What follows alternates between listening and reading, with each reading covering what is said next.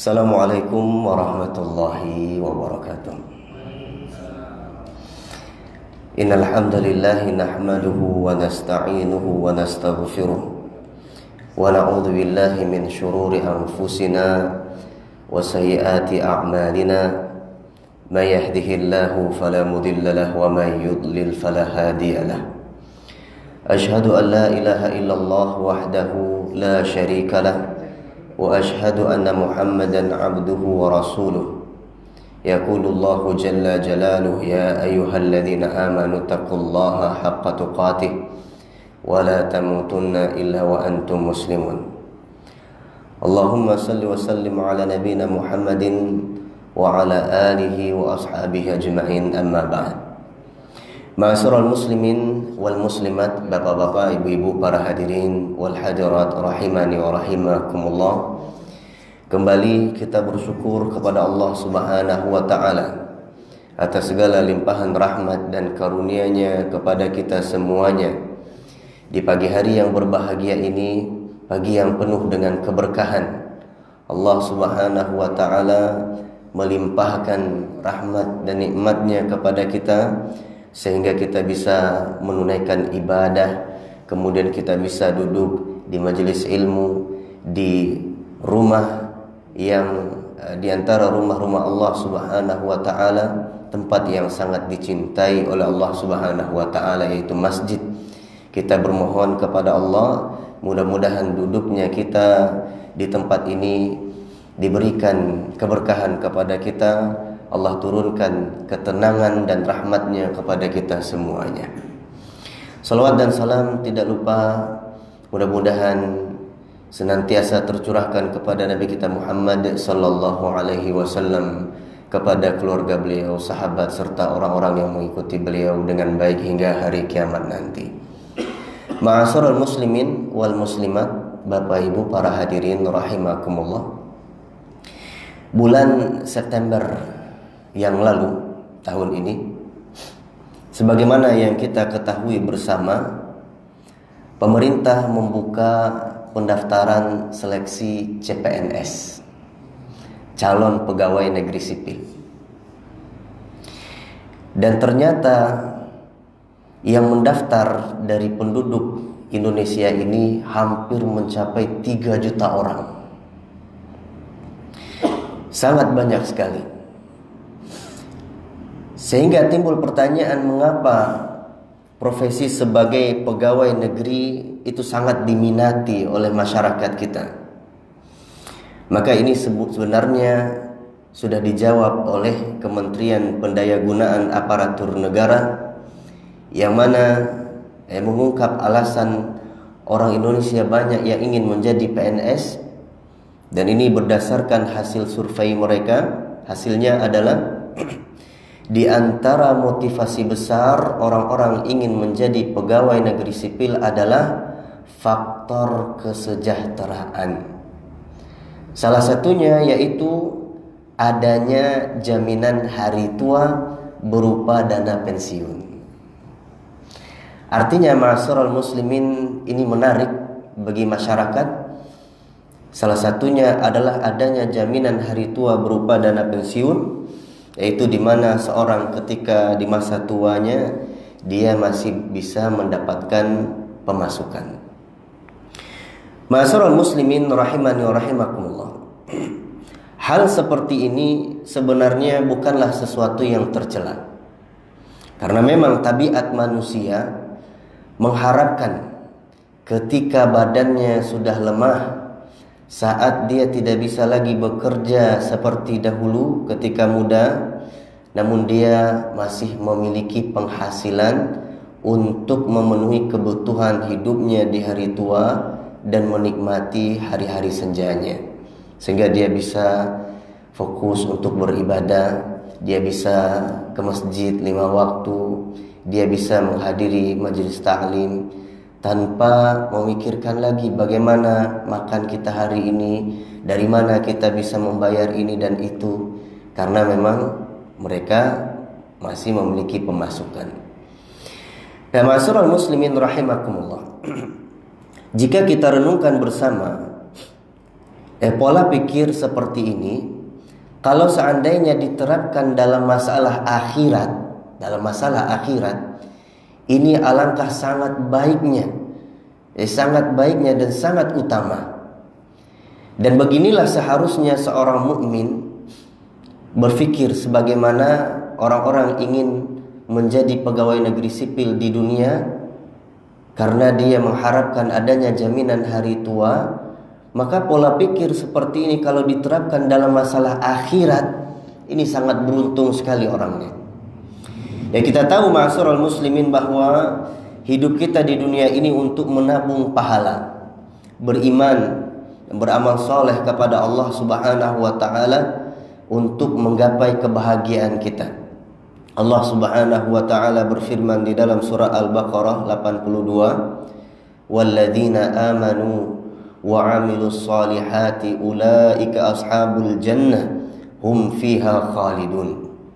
Orang-orang yang beriman serta beramal saleh, mereka itulah penghuni surga dan mereka kekal di dalamnya. Sehingga kita diperintahkan untuk beramal saleh, beriman, mengumpulkan pahala sebanyak-banyaknya selama kita masih hidup di dunia ini. Akan tetapi tubuh kita ini, sebagaimana yang kita ketahui, tubuh kita memiliki batas. Kita tidak selamanya kuat. Masa muda kita juga akan sirna. Semua kita akan berangsur tua. Umur juga memiliki batas. Kita tidak akan hidup selamanya di dunia. Maka disinilah bagaimana kita bisa berpikir seperti para pendaftar CPNS ini. Bagaimana caranya saat kita tidak bisa lagi beramal, tidak bisa lagi beribadah dengan banyak, namun kita masih bisa mendapatkan aliran pahalanya. Kita masih bisa mendapatkan aliran pahala. Dan Allah Subhanahu wa ta'ala telah menyediakan hal ini untuk para hamba-hambanya yang beriman. Ada banyak hal yang bisa menjadikan seorang tetap bisa mendapatkan pahala sekalipun dia tidak bisa lagi beramal. Kemudian hal ini yang kita kenal dengan amalan dengan pahala jariah. Amal jariah. Dan ini banyak dalilnya. Nah, para ulama setelah mereka mentatabbuk dan istiqra', meneliti banyak dalil dari Al-Quran dan hadis, ada beberapa amalan yang bisa menjadi pahala jariah, ya. Dan para ulama menyebutkan ada beberapa poin secara umum. Yang pertama adalah menunjukkan orang lain kepada kebaikan, mengajak orang lain kepada kebaikan. Kemudian yang kedua, memberikan contoh atau menjadi pelopor di dalam kebaikan. Yang ketiga, menyediakan tempat untuk melakukan kebaikan. Dan yang berikutnya, memberikan izin untuk orang berbuat baik. Nah, ma'asyiral muslimin rahimakumullah, inilah yang disebutkan oleh Imam An-Nawawi rahimahullahu ta'ala di dalam kitab beliau Riyadhus Shalihin, bab yang ke-20 yang akan kita kaji pagi ini, yaitu bab menunjukkan orang lain kepada kebaikan dan mengajak orang lain kepada petunjuk. Karena ini merupakan salah satu di antara faktor yang mana orang itu bisa mendapatkan pahala baik ketika dia masih hidup atau setelah dia meninggal dunia. Nah, Bapak Ibu sekalian rahimakumullah, Al-Imam Nawawi rahimahullahu ta'ala kemudian membawakan beberapa dalil. Yang pertama, firman Allah Subhanahu wa ta'ala di dalam surat Al-Qasas ayat yang ke-87, "Wad'u ila rabbik," dan ajaklah manusia menuju jalan Tuhanmu. Demikian juga di dalam surat An-Nahl ayat 125, ud'u ila sabili rabbika bil hikmati wal mau'izatil hasanah. Ajaklah manusia ke jalan Rabbmu dengan hikmah dan pelajaran yang baik. Demikian juga Allah Subhanahu wa taala berfirman di dalam surat Al-Maidah ayat yang kedua, wa ta'awanu 'alal birri wat taqwa, dan tolong menolonglah kalian dalam mengerjakan kebaikan dan ketakwaan. Kemudian firman Allah di dalam surat Ali Imran ayat 104, wal takum minkum ummatun yad'una ilal khair, dan hendaknya di antara kalian ada segolongan orang yang menyeru kepada kebaikan. Nah, Bapak Ibu sekalian rahimani wa rahimakumullah, ayat-ayat ini, 4 ayat ini berbicara tentang dakwah, mengajak manusia kepada kebaikan. Yang mana dakwah ini merupakan kewajiban bagi kita semuanya. Allah Subhanahu wa taala berfirman di dalam surat Al-Asr, wal asri innal insana lafi khusrin, demi masa sesungguhnya manusia itu benar-benar berada di dalam kerugian, illa, kecuali. Yang pertama, alladzina amanu, orang yang beriman, wa amilus solihat. Kemudian sifatnya yang kedua, jadi sifat orang yang selamat dari kerugian, satu, dia beriman. Kemudian yang kedua, dia beramal saleh. Yang ketiga, watawasau bil haqq, saling berupaya menasihati supaya tetap berada di atas kebenaran. Watawasau bis sabr. Kemudian yang keempat, saling menasihati supaya menetapi kesabaran. Para ulama menyebutkan bahwa ayat ini menjadi dalil bahwa jika seorang itu ingin selamat dari kerugian, ingin selamat dari neraka, maka hendaknya dia memiliki 4 sifat. Yang pertama, dia beriman kepada Allah. Yang kedua, dia beramal saleh. Dan yang ketiga, dia menasihati dalam kebaikan. Dan inilah yang disebut dengan dakwah, mengajak manusia kepada kebaikan. Maka ma'asyiral muslimin rahimani wa rahimakumullah, dakwah, mengajak manusia menuju kebaikan itu kewajiban bagi kita. Namun tentunya mengajak manusia kepada kebaikan, berdakwah ini sesuai dengan keadaan kita masing-masing, sesuai dengan kapasitas kita masing-masing. Kemudian dakwah itu juga tidak sebatas dengan seorang berceramah di masjid atau berkhutbah ketika Jumat. Tidak. Dakwah itu bisa dengan ucapan yang baik, bisa dengan perbuatan kita, bisa dengan akhlak kita. Bahkan Bapak Ibu sekalian rahimakumullah, dakwah mengajak manusia menuju kebaikan melalui akhlak itu jauh lebih berpengaruh ketimbang mengajak manusia dengan lisan. Dikisahkan oleh Syekh Abdullah Al-Bassam rahimahullahu ta'ala ada kisah tentang seorang ulama Najd. Ada kisah tentang seorang ulama Najd. Nama beliau, kalau saya tidak keliru, Ahmad bin Isa. Syekh Ahmad bin Isa rahimahullahu ta'ala. Beliau ini hari sehariannya adalah berdagang, menjual pakaian. Yang mana ia mengambil pakaiannya itu kepada seorang saudagar besar. Namun saudagar besar ini memiliki pemikiran yang agak menyimpang, ya, seorang sufi yang memang agak menyimpang pemikirannya. Kemudian Syekh Ahmad Isa ini bermuamalah dengan saudagar ini dengan sangat baik. Boleh nggak Pak kita bermuamalah dengan orang yang menyimpang pemikirannya? Kalau berdagang, boleh atau tidak Pak? Kita berdagang dengan orang yang pemikirannya agak menyimpang gitu. Boleh. Dengan orang kafir saja boleh kita kan transaksi jual beli. Apalagi dengan ya masih muslim tapi memang sebagian pemikirannya agak menyimpang. Nah, puluhan tahun Syekh Ahmad bin Isa ini bermuamalah dengan saudagar ini.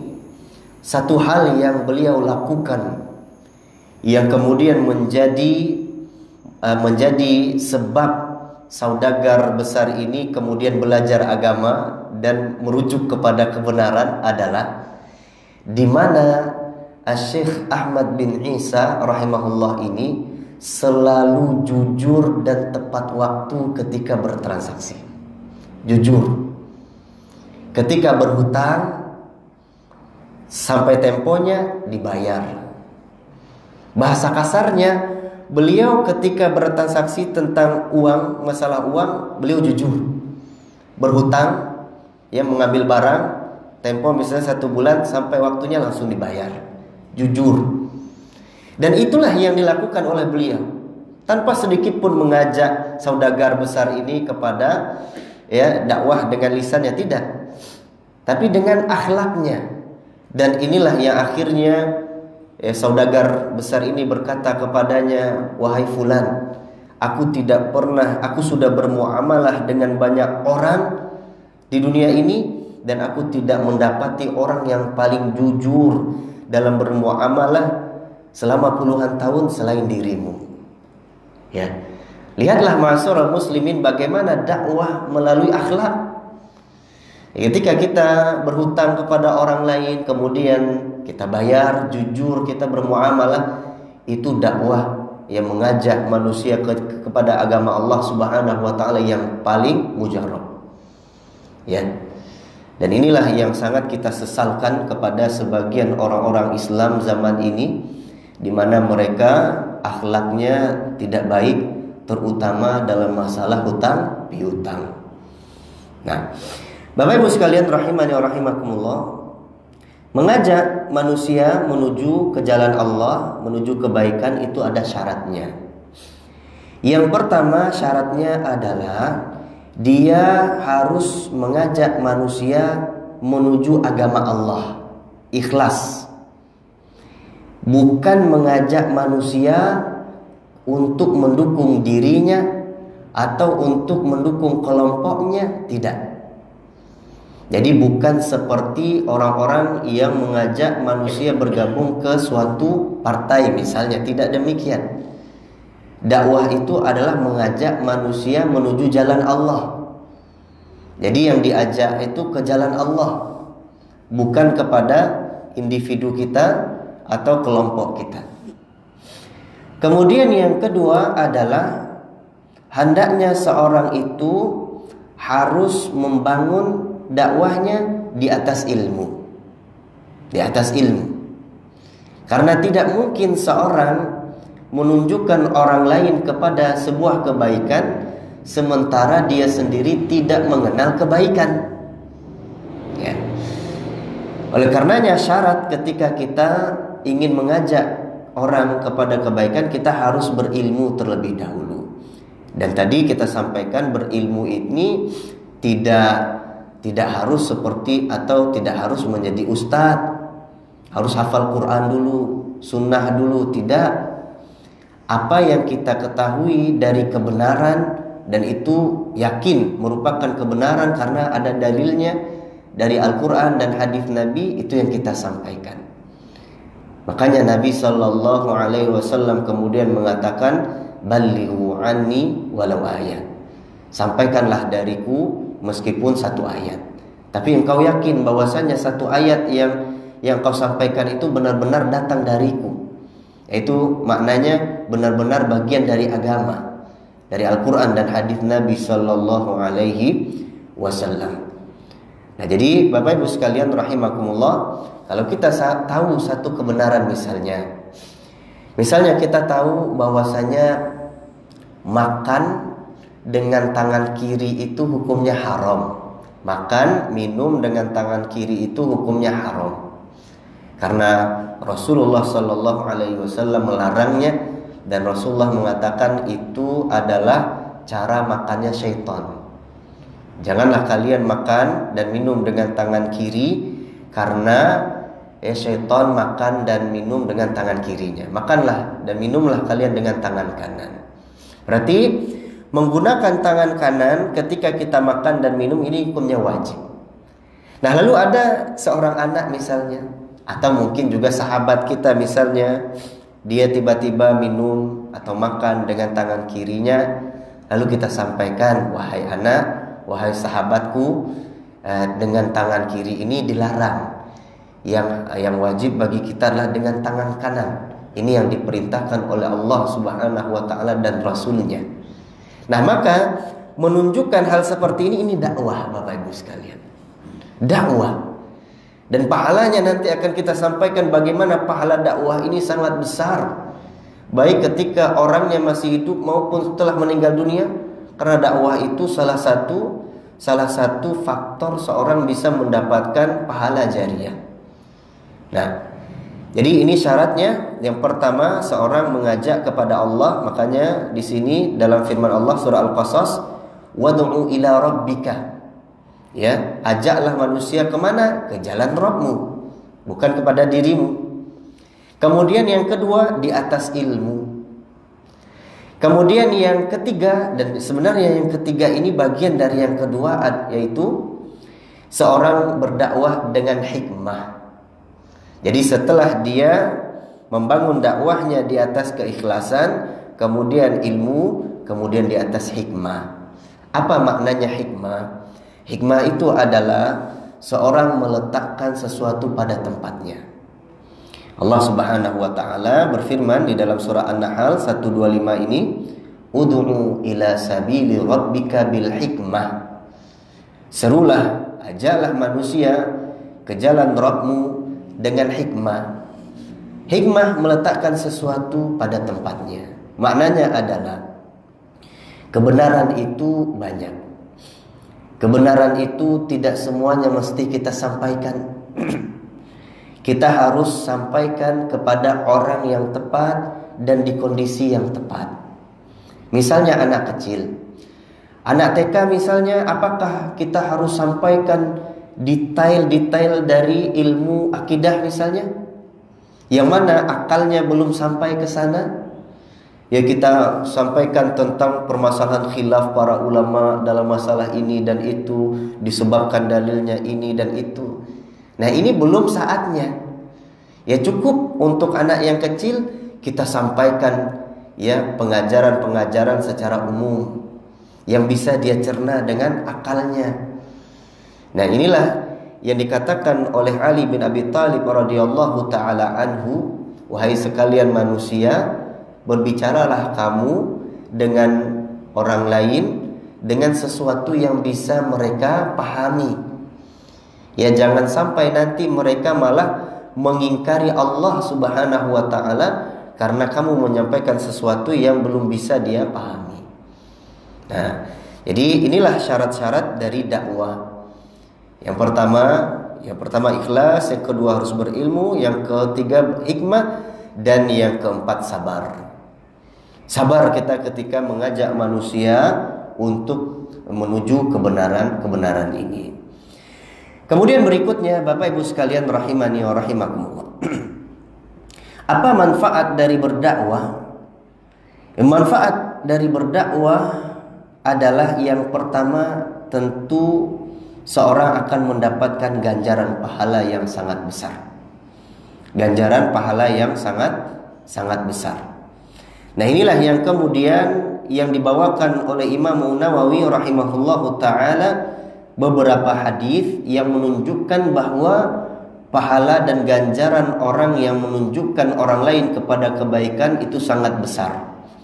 Yang pertama, hadis dari Abu Mas'ud Uqbah bin Amr Al-Ansari Al-Badri, di mana Rasulullah sallallahu alaihi wasallam pernah bersabda, man dalla ala khairin falahu mithlu ajri fa'ilihi.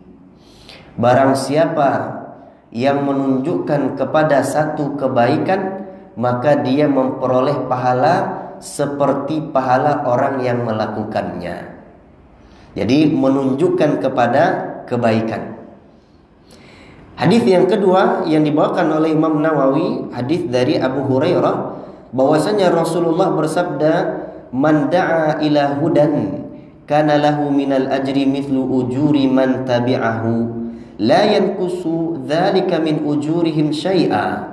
Barang siapa yang mengajak kepada petunjuk, maka dia memperoleh pahala seperti pahala orang-orang yang mengikutinya, tanpa mengurangi sedikit pun dari pahala mereka. Nah, jadi ini mengajak Bapak Ibu sekalian, mengajak orang lain menuju kebaikan, kita dapat pahala. Kemudian orang lain yang mengamalkan kebaikan itu, ya, pahalanya juga akan mengalir kepada kita. Jadi kita dapat dua pahala. Kemudian beliau membawakan hadis berikutnya, yaitu hadis dari Abu Abbas Sahal bin Sa'ad As-Sa'idi, di mana Rasulullah sallallahu alaihi wasallam pernah bersabda pada perperangan Badar, perperangan Khaybar, "La u'tiyanna rayata ghadan rajulan yaftahu Allahu ala yadayhi yuhibbullaha wa rasulahu wa yuhibbuhu Allahu wa rasuluhu." Ketika perperangan Khaybar, Rasulullah sallallahu alaihi wasallam pernah berkata kepada para sahabat, kata beliau, "Aku besok akan memberikan panji ini, panji perang, raya, kepada seorang laki-laki yang melalui tangannya, dengan izin Allah Subhanahu wa taala, Allah akan memberikan kemenangan. Yang mana laki-laki ini dia mencintai Allah dan Rasulnya, kemudian Allah dan Rasulnya mencintai dirinya."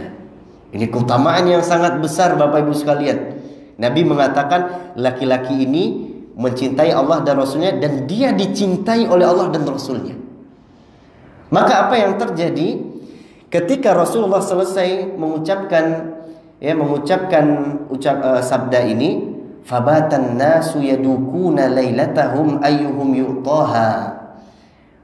Maka orang-orang pun bermalam saling berbincang, siapakah gerangan kira-kira laki-laki yang akan diberikan oleh Rasulullah panji ini. Karena laki-laki itu dicintai oleh Allah dan Rasulnya. Ini sebuah cita-cita yang diinginkan oleh semua para sahabat Bapak Ibu sekalian. Sampai-sampai di dalam riwayat yang lain, Umar bin Khattab radhiyallahu taala anhu mengatakan, "Aku tidak pernah berharap suatu kepemimpinan, satu jabatan kecuali saat ini." Kecuali saat ini. Kenapa? Karena Nabi mengatakan laki-laki ini yang akan diberikan kepemimpinan panji adalah laki-laki yang mencintai Allah dan Rasulnya, dan Allah mencintai dia. Allah dan Rasulnya mencintai dirinya. Siapa yang tidak ingin dicintai oleh Allah dan Rasulnya? Makanya kata Umar, "Aku tidak pernah mengidam-idamkan, menginginkan kepemimpinan, maknanya jabatan, kecuali saat ini." Kemudian fa asbahan nasu ghadaw ala Rasulillah. Maka esok harinya bahkan disebutkan di dalam riwayat yang lain, orang-orang pun berbondong-bondong mencari saf yang pertama Bapak Ibu sekalian. Kenapa? Karena berharap supaya dia yang ditunjuk oleh Nabi sallallahu alaihi wasallam. Ya, manusia pun berbondong-bondong, kulluhum yarju an yu'taha, dan semua sahabat itu berharap dia yang akan diberikan panji tersebut. Ternyata setelah sholat subuh, Nabi sallallahu alaihi wasallam menghadap kepada para sahabat. Rasulullah bersabda, "Aina Ali bin Abi Thalib?" Di mana Ali bin Abi Thalib? Faqila, "Ya Rasulullah huwa yashtaki ainaih." Maka ada yang berkata, "Ya Rasulullah, Ali tidak hadir sholat berjamaah, sholat subuh, karena dia sedang sakit." Ya, uzur. Jadi Ali memang tidak hadir saat itu karena sakit kedua matanya. Faqala, maka Nabi sallallahu alaihi wasallam pun mengatakan, "Fa'arsilu ilaihi ya, panggillah dia Ali, panggil ke sini. Fa'utiya bihi, kemudian setelah itu Ali datang ke masjid Nabi sallallahu alaihi wasallam. Fabasaqa Rasulullah fi ainaihi wa da'a lahu. Rasulullah kemudian memberikan ludahnya kepada mata Ali, meludahi matanya untuk mengobati, karena ludah Nabi itu berkah. Ludah Nabi keberkahan. Kemudian setelah diberikan ludah Nabi sedikit, kemudian Nabi mendoakan Ali, fabari'a hatta ka'allam yakun bihi waja'. Tiba-tiba saja mata Ali itu langsung sembuh, bahkan seperti seolah-olah tidak pernah sakit. Fa'atahu rayah, kemudian Rasulullah pun memberikan panji perang kepada Ali. Berarti Ali adalah orang yang dimaksud oleh Nabi sallallahu alaihi wasallam. Makanya hadis ini Bapak Ibu sekalian rahimakumullah, hadis ini diriwayatkan oleh Imam Bukhari dan Muslim. Ini bantahan yang sangat keras kepada orang-orang Syiah. Orang-orang Khawarij, orang-orang Khawarij. Di mana orang-orang Khawarij itu menghina Ali, bahkan mengkafirkan Ali bin Abi Thalib. Ya, padahal Ali adalah orang yang dicintai oleh Allah dan Rasulnya. Nah, kemudian Nabi sallallahu alaihi wasallam ketika setelah memberikan panji tersebut kepada Ali, Ali pun bertanya, "Ya Rasulullah, uqatiluhum hatta yakunu mithlana?" Apakah aku mesti memerangi mereka, penduduk Khaybar ini? Khaybar itu penduduknya orang Yahudi, sampai mereka masuk Islam semuanya. Ya, aku perangi mereka. Faqala, maka Nabi mengatakan, unfud ala rislik hatta tanzila bisahatihim. Ya, datangilah mereka dengan perlahan.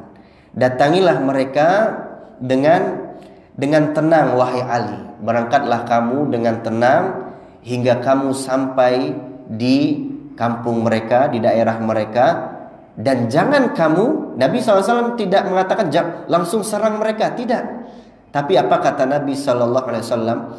Setelah nanti kamu sampai di tempat mereka, ud'uhum ilal Islam, ajaklah mereka untuk masuk Islam.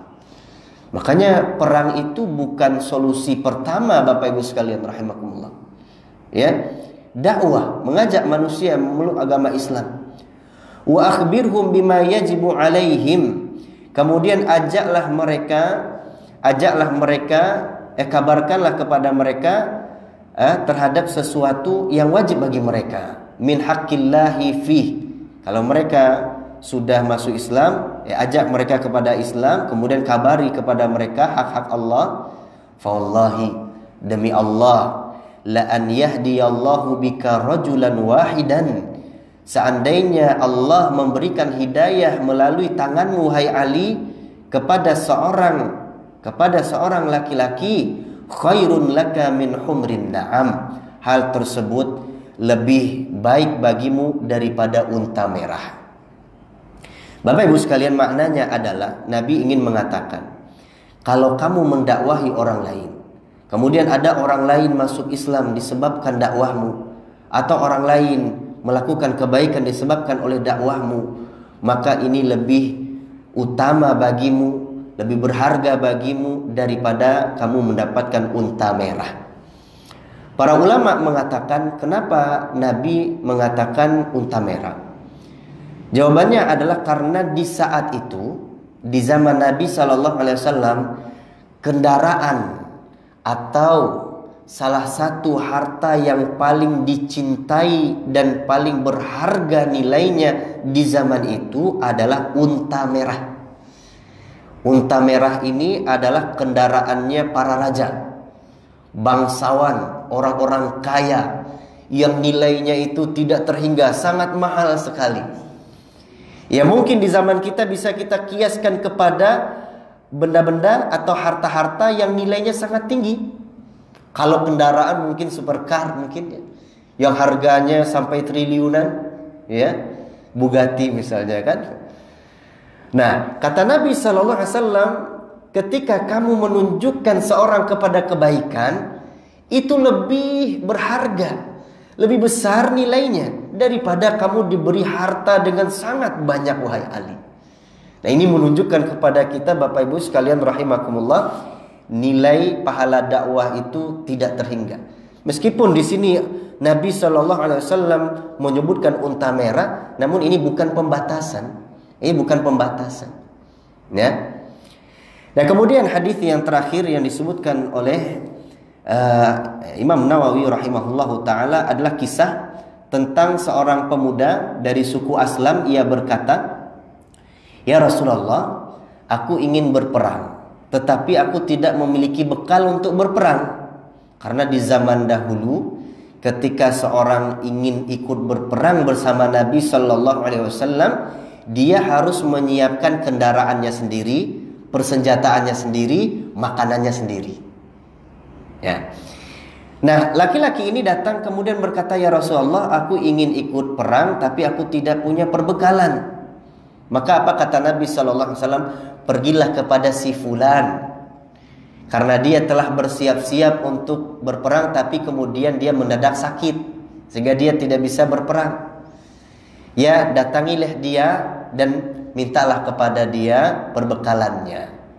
Maka dia pun mendatangi laki-laki tersebut, lalu mengatakan kepada laki-laki tersebut, "Wahai fulan, sesungguhnya Rasulullah mengirimkan salam kepadamu dan beliau bersabda, berikanlah perbekalanmu kepadaku, perbekalan perangmu kepadaku yang telah kamu siapkan."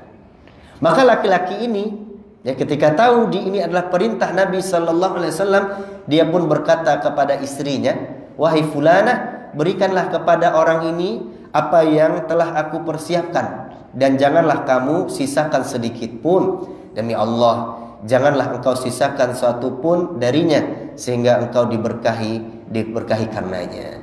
Nah, hadis ini menunjukkan kepada kita bahwa Nabi SAW ketika ada orang yang mengatakan kepadanya, "Rasulullah, aku ingin ikut perang tapi aku tidak punya bekal." Dan pada saat itu Nabi juga tidak bisa membantunya. Namun Nabi menunjukkan kepada orang yang bisa memberikan perbekalan kepadanya.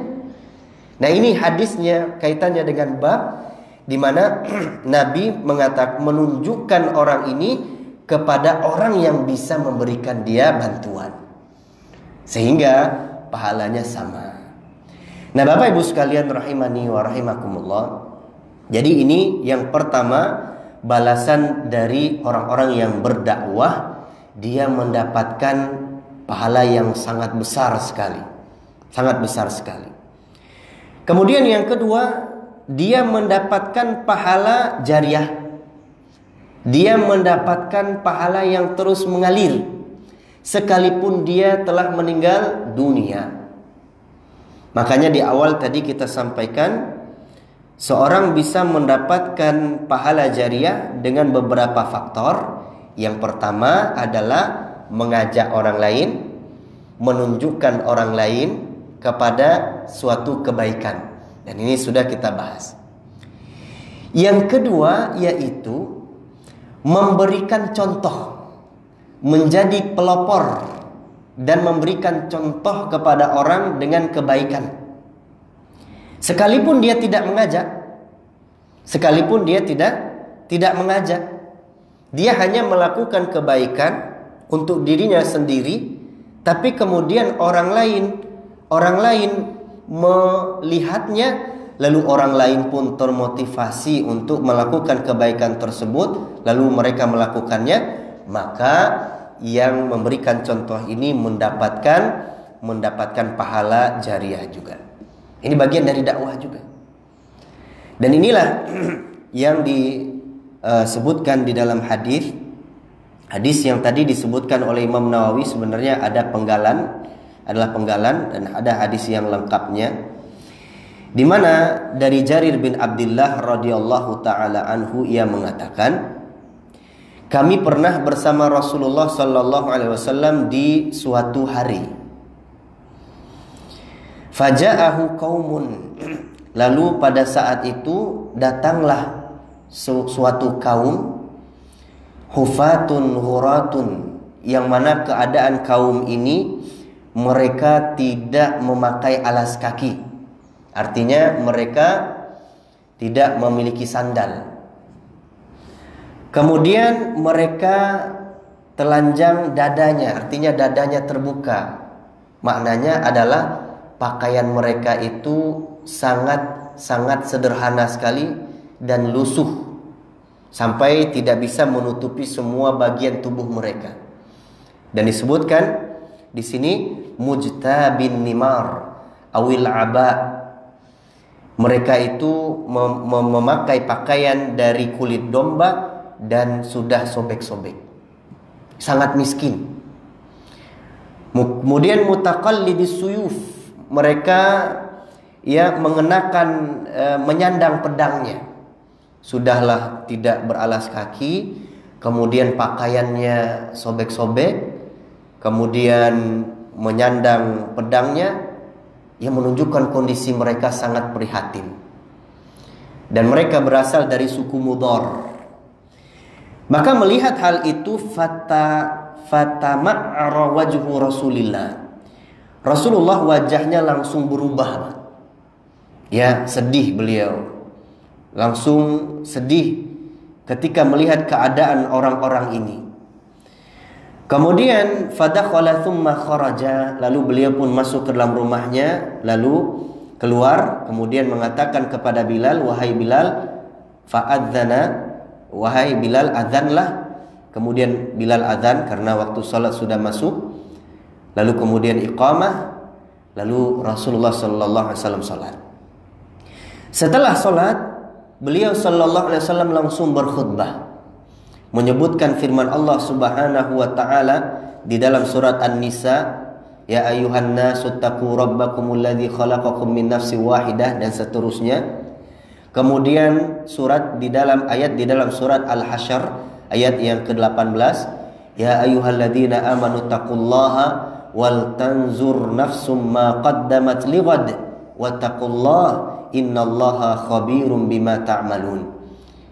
Ya, dibacakan dua ayat ini. Kemudian Rasulullah memerintahkan, mengajak orang-orang untuk bersedekah, membantu kaum ini, orang-orang yang berasal dari suku Mudhar ini. Ya. Jadi Rasulullah mengatakan bersedekah dengan dinar, dirham, pakaian, atau sok kurma, atau dengan separuh kurma. Nabi mau menganjurkan. Maka kata Jarir, sahabat yang meriwayatkan hadis ini, saat itu seorang laki-laki dari suku Ansar kemudian berdiri, lalu berjalan dengan membawa surahnya. Surah itu kantungnya, karena zaman dahulu uang itu kan berupa dinar dan dirham, emas dan perak, jadi harus disimpan di dalam kantung. Dia berdiri, kemudian dia angkat surahnya, kantungnya. Hampir-hampir telapak tangannya tidak bisa memegang kantungnya tersebut karena saking banyaknya. Ya. Dan dia berjalan, kemudian dia letakkan hartanya tersebut untuk membantu orang-orang dari suku Mudhar tersebut. Maka hal itu dilihat oleh orang-orang yang lain.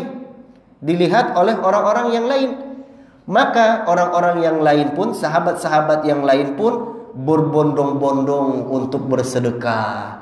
Akhirnya ada yang membawa kurmanya, ada yang membawa pakaiannya, ada yang memberikan sandalnya, ada yang memberikan dirhamnya. Pokoknya apa yang mereka miliki mereka berikan. Bahkan kata Jarir, aku melihat ada dua bukit. Sampai-sampai aku melihat ada dua bukit. Yang satunya bukit berisi makanan semuanya, yang satu bukit berisi pakaian. Maka ketika itu aku melihat wajah Rasulullah sallallahu alaihi wasallam bersinar seperti emas. Kemudian beliau bersabda, ya Nabi sallallahu alaihi wasallam kemudian bersabda, man sanna fil islami sunnatan hasanatan falahu ajruha wa ajru man amila biha ba'dahu min ghairi ayyan qusa min ujurihim syai'.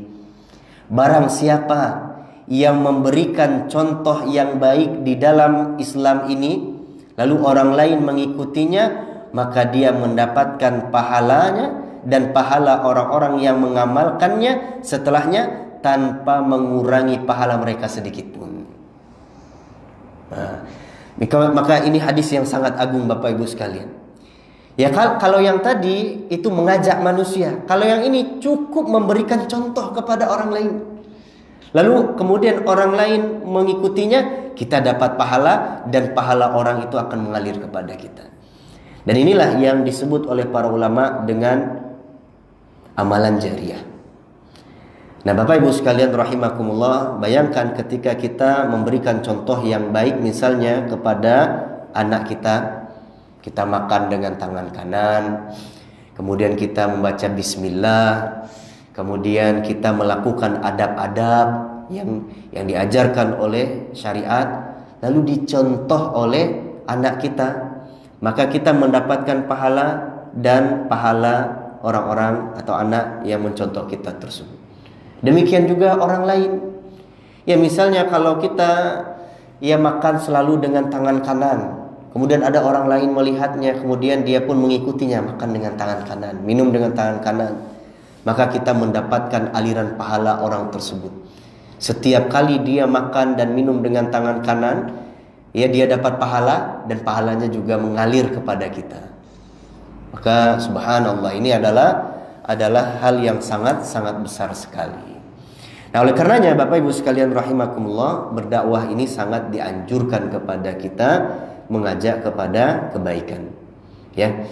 Kemudian berikutnya sebagai penutup, di sini Al-Imam Nawawi rahimahullahu taala menyebutkan mengajak orang lain menuju kepada kebaikan, pada petunjuk atau kesesatan. Ini di bab yang ke-20. Maknanya apa? Maknanya adalah ketika seorang itu bisa mendapatkan pahala yang besar ketika menunjukkan orang lain kepada kebaikan, maka seorang juga berpotensi mendapatkan dosa yang besar kalau dia menunjukkan orang lain kepada kesesatan. Nah, jadi ketika kita mengajak orang lain kepada kebaikan, kita dapat pahala besar, bahkan mengalir pahalanya. Sebaliknya, ketika kita mengajak orang lain kepada kesesatan, kita akan mendapat dosa dan bahkan mengalir dosanya. Oleh karenanya, ma'asyiral muslimin rahimani wa rahimakumullah,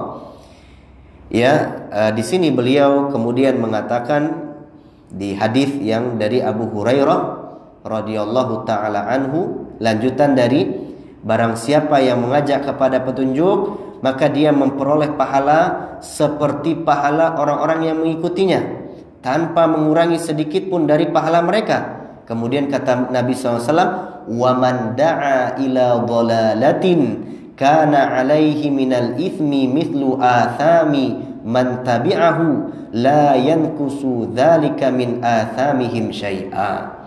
Barang siapa yang mengajak kepada kesesatan, maka dia akan menanggung dosa seperti dosa orang-orang yang mengikutinya tanpa mengurangi sedikit pun dari dosa-dosa mereka. Jadi kalau di sana ada pahala jariah, maka di sana juga ada namanya dosa jariah, Bapak Ibu sekalian. Makanya bagi kita harus memahami dua hal ini. Jadi tidak hanya pahala jariah yang ada, tapi dosa jariah juga ada. Yaitu seorang yang melakukan amalan yang dengan amalan tersebut dia mendapatkan dosa yang dosanya mengalir kepadanya. Dan kapan seorang akan mendapatkan dosa jariah? Sama konsepnya. Pertama, ketika dia mengajak orang lain kepada kesesatan. Orang lain jadi sesat, maka dosa orang yang sesat itu akan mengalir kepadanya. Yang kedua, memberikan contoh yang tidak baik, sehingga orang lain mencontohnya. Dia tidak mengajak.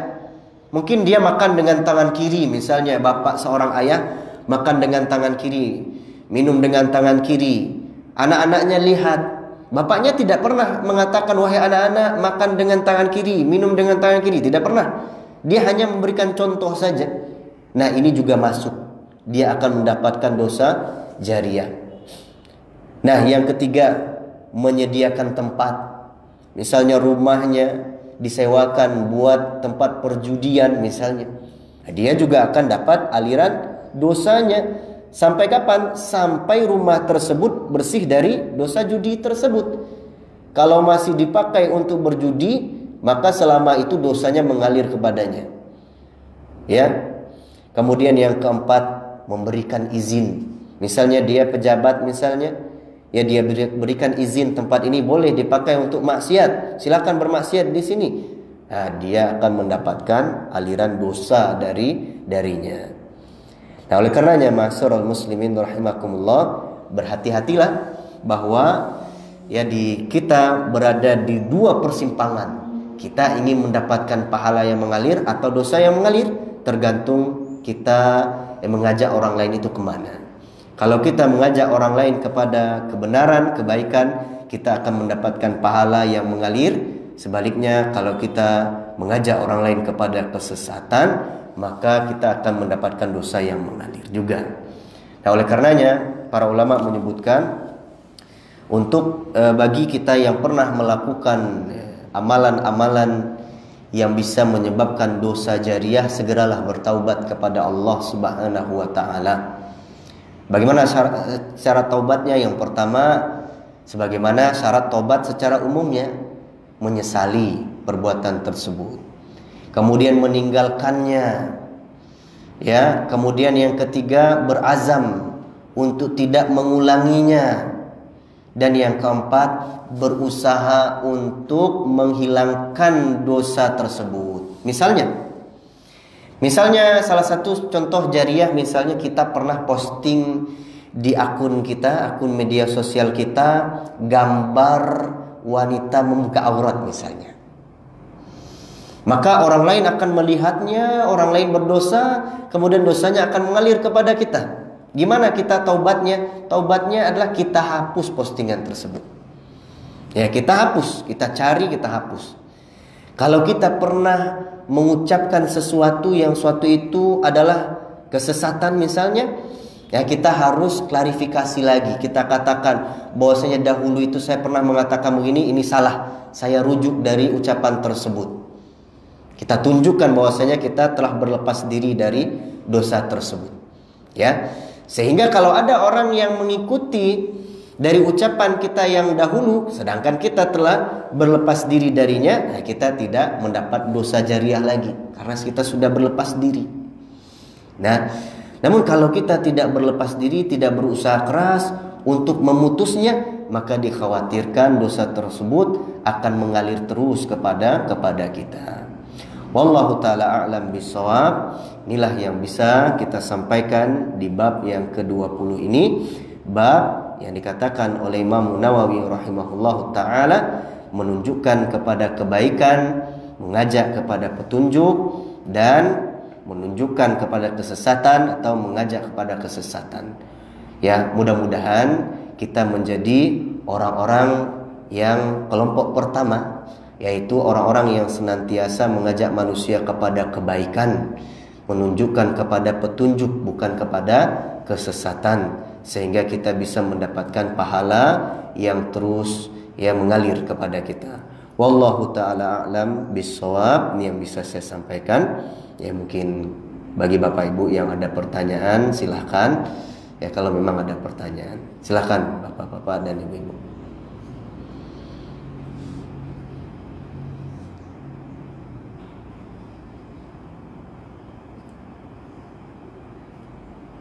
Bismillah. Assalamualaikum warahmatullahi wabarakatuh. Waalaikumsalam warahmatullahi wabarakatuh. Seorang berdakwah, memang dia awalnya niatnya ikhlas karena Allah gitu. Namun di dalam dakwahnya dia tidak mencapai tujuan apa yang dia harapkan hasil dari dakwah itu apakah dia mendapatkan pahala jariah atau hanya sebatas dia mendapatkan pahala buat dia gitu? Bapak Ibu sekalian rahimani wa rahimakumullah, kalau seorang berdakwah, apakah hasilnya itu disyaratkan sebagai kesuksesan dakwahnya? Maka jawabannya tidak. Yang diberi pahala oleh Allah Subhanahu wa ta'ala adalah prosesnya, Pak. Ketika kita mengajak orang lain kepada kebaikan, itu yang diberi pahala oleh Allah Subhanahu wa ta'ala. Ini yang pertama. Kemudian yang kedua, buah dari dakwah itu juga tidak mesti harus terwujud ketika si pendakwah masih hidup. Bisa jadi buah dari dakwahnya itu terwujudnya setelah dia meninggal dunia. Setelah dia meninggal dunia. Dan itu banyak terjadi. Banyak terjadi. Bagaimana orang-orang baru menerima dakwah dari seorang ketika si dai itu meninggal dunia. Syekhul Islam Ibnu Taimiyah rahimahullahu ta'ala, di masa hidup beliau justru yang mengikuti dakwah beliau itu sedikit. Bahkan beliau ditentang oleh banyak orang, mayoritas. Karena memang di zaman beliau banyaknya ya penentang beliau. Namun ketika beliau meninggal dunia, semua orang memperhatikan kitab-kitabnya, mendapatkan manfaat dari kitab-kitabnya. Nah, sehingga ya hasil dari dakwah beliau itu terwujudnya lebih banyaknya ketika beliau sudah meninggal dunia. Oleh karenanya, ma'asyiral muslimin rahimakumullah, pertama, ketika kita berdakwah, hendaknya yang kita lakukan adalah ikhlas karena Allah Subhanahu wa taala, jangan melihat buahnya di dunia. Ya, karena nanti buahnya bisa jadi setelah kita meninggal dunia. Setelah kita meninggal dunia, dan pahalanya akan terus mengalir kepada kita dari proses tersebut. Dan kita tidak tahu ya bahwasanya orang dapat hidayah itu kan ya bisa jadi setelah kita meninggal dunia. Kita dakwahi orang nggak mau menerima, bahkan setelah kita meninggal dunia baru dia menerima, baru dia sadar, ya kita tetap mendapatkan pahalanya. Ya. Jadi wallahu taala alam bissawab. Baik, silakan Bapak Ibu sekalian rahimakumullah.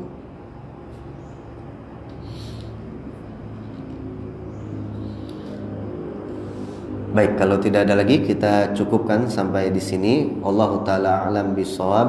Wa sallallahu wasallama ala nabiyyina Muhammadin wa ala alihi wa ashabihi ajma'in. Subhanakallahumma wa bihamdika asyhadu an la ilaha illa anta astaghfiruka wa atubu ilaik. Assalamualaikum warahmatullahi wabarakatuh.